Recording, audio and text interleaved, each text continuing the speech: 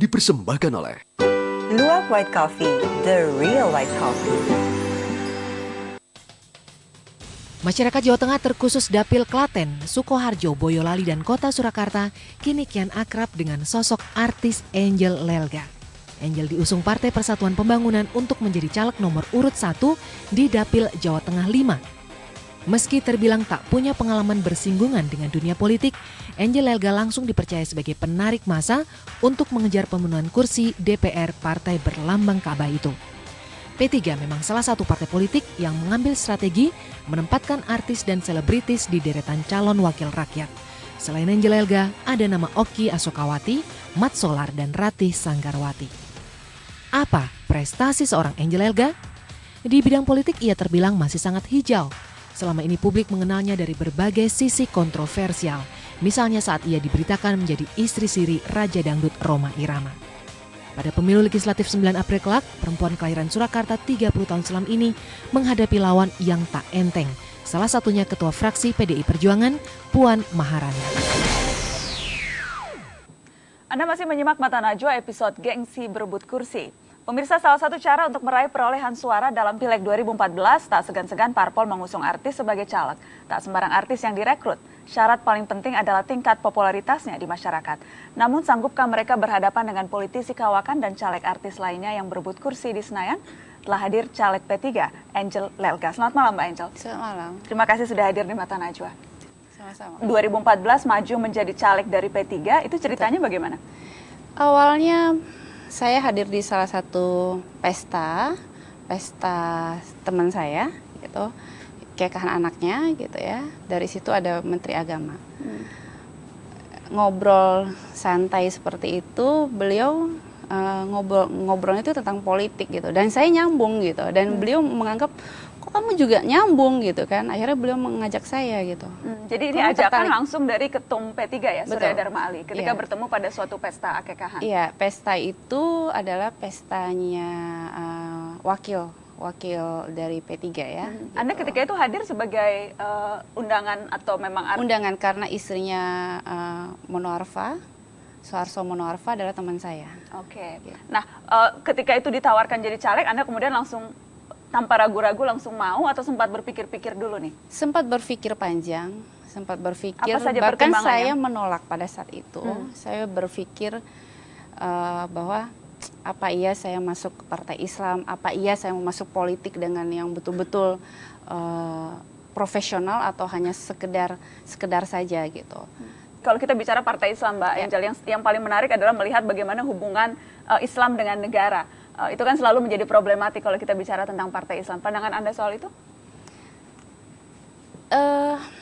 Kalau partai Islam itu boleh dikatakan gini, sekarang ini kan memang merosot ya. Kenapa dikatakan partai Islam ini sangat merosot gitu? Saya melihat semenjak saya turun terus ke dapil gitu, mungkin gini loh,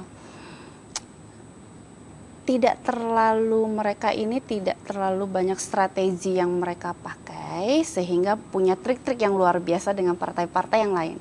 Saya melihat partai-partai yang lain ini luar biasa intimidasinya terhadap masyarakat, bahwa bahkan ada yang kamu harus pilih ya, kita akan memberikan sesuatu buat kalian, tapi gini-gini. Kalau partai P3 ini lebih mengajak ke gini, ayo kita coba istiqomah, ayo kita coba pengajian. Itu kan kalau kita coba bicara ini. pendekatan komunikasi ke, Ya. ke konstituen. Kalau kita bicara yang lebih inti dari itu seperti tadi hubungan Islam dan negara, katakanlah soal perda-perda syariah yang bermunculan. Pandangan Anda soal itu? Saya rasa memang harus berkaitan. Maksudnya? Ya. Karena gini, kita berpolitik harus dengan dasar-dasar seperti itu juga, benar nggak? Seperti apa, Mbak? Maaf. Misalnya kita tentu ada ajaran-ajaran Islam yang harus melekat juga gitu kan, kita hidup juga seperti itu. Jadi saya rasa itu lebih ke Sikap partai Anda sendiri P3 terhadap munculnya perda-perda syariah seperti apa? Apakah memang mendukung, merasa itu memang yang dibutuhkan masyarakat, atau melihat itu sesungguhnya tidak diperlukan?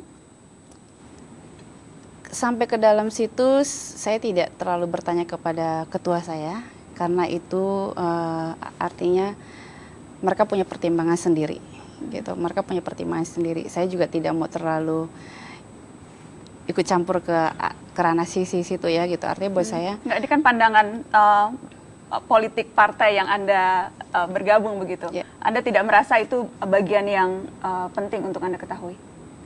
penting gitu. Saya melihat ya apa ya? Saya perlu mengetahui tapi saya tidak mau terlalu ikut campur ke sana gitu. Seberapa jauh sih partai memberikan support kepada caleg-calegnya, Mbak Angel? Apakah misalnya kemudian, karena kan Mbak Angel berarti ini baru berapa, setahun ya di P3? Iya, hampir. Hampir setahun. Sempat misalnya ada briefing atau ada pembekalan untuk mengenal lebih jauh partai yang akan diusung? Karena kan Mbak Angel kan intinya kan menjadi mengajak orang untuk memilih. Jadi kan harus kenal dulu nih partainya nih. Seberapa banyak itu diberikan?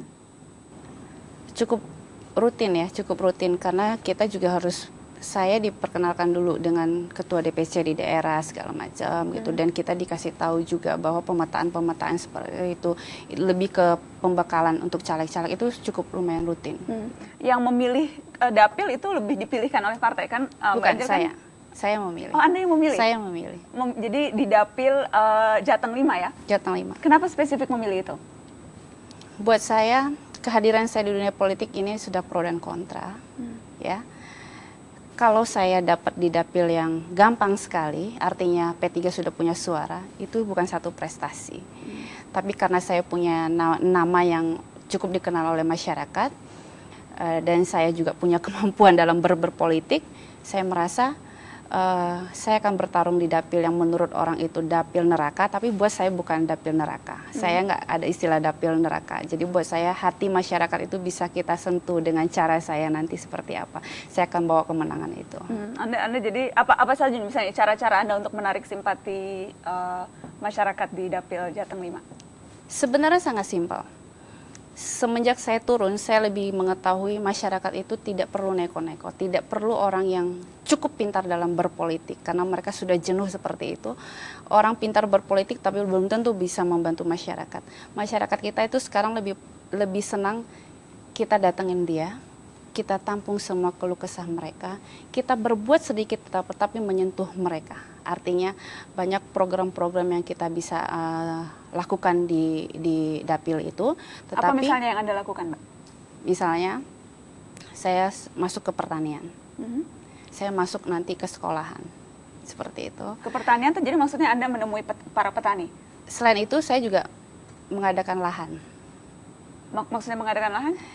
Jadi saya mempunyai lahan juga di sana. Saya sekalian juga saya berbisnis di sana, padi, tetapi melibatkan masyarakat di sana. Artinya terpilih tidak terpilih itu urusan saya dengan itu urusan Allah gitu kan, garis tangan saya. Jadi dengan menyediakan lapangan kerja begitu betul. ya? Oke. Artinya kalau mau turun sebagai calon pemimpin, tidak usah banyak janji, tapi banyak reaksi. Itu yang paling terpenting sekarang buat masyarakat gitu. Apa kemudian yang biasanya Anda katakan ke konstituen ketika bertemu? Mereka kenal Angel Lelga itu siapa? Sangat kenal. Sangat kenal ya. Anda dikenal sebagai apa, Mbak, kalau di dapil? Penyanyi dan juga pemain sinetron, karena dulu sinetron saya lumayan menyentuh sampai ke bawah-bawah gitu, karena dulu saya juga banyak sinetron Islam. Dan gitu. Anda pemain film juga ya, Mbak ya? Betul. Pemain film ya. Ada film Anda menarik nih, Mbak. Di tahun 2009 Susuk Pocong, kemudian di tahun 2010 Rintihan Kuntilanak Perawan, di tahun 2011 Pelukan Hantu Janda Gerondong. Iya.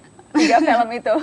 Dari bagaimana Anda sempat ditanya tidak tentang rekam jejak Anda termasuk film-film yang Anda bintangi ini sebagai Janda Hantu Janda Gerondong dan Kuntilanak Perawan? Masyarakat tidak ada yang tahu film saya. Mereka justru lebih tahu kalau saya ini pernah main film religi pada saat itu, karena memang film saya rutin sekali tayang di salah satu stasiun TV. Dan juga mereka lebih melihat saya sebagai penyanyi gitu.